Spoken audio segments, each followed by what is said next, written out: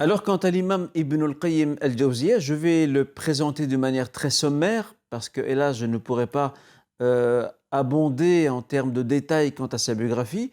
Je renvoie nos honorables lectrices et lecteurs à l'introduction que nous avons rédigée à cette traduction de Zad al-Ma'ad, mais permettez-moi d'apporter quelques éléments importants qui nous permettent de mieux connaître le personnage, de le situer dans son temps, mais aussi dans le lieu où il a vécu. Pour commencer, je débuterai par son surnom, Ibn Qayyim al-Jawziyya ou Ibn al-Qayyim.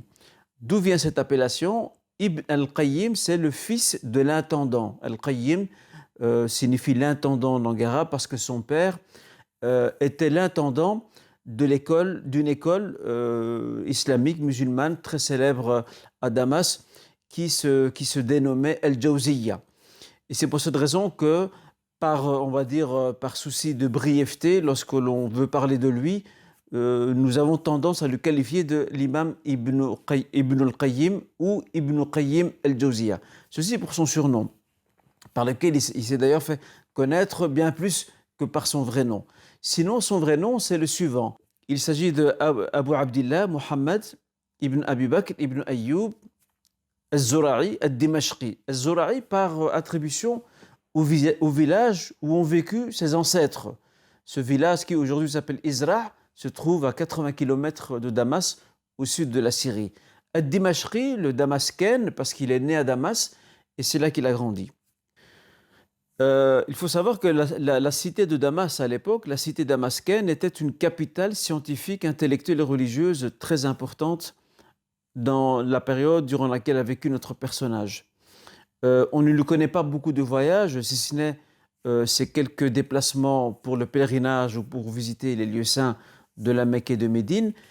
D'ailleurs, il n'avait pas vraiment besoin de se rendre à l'étranger, sachant que la ville même où il a vécu, Damas, regorgeait d'écoles, de savants, d'autorités dans les différentes disciplines.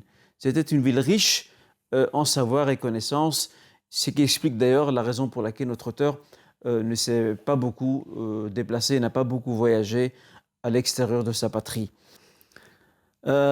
L'imam Ibn al-Qayyim est décédé l'an 1350 de l'ère chrétienne.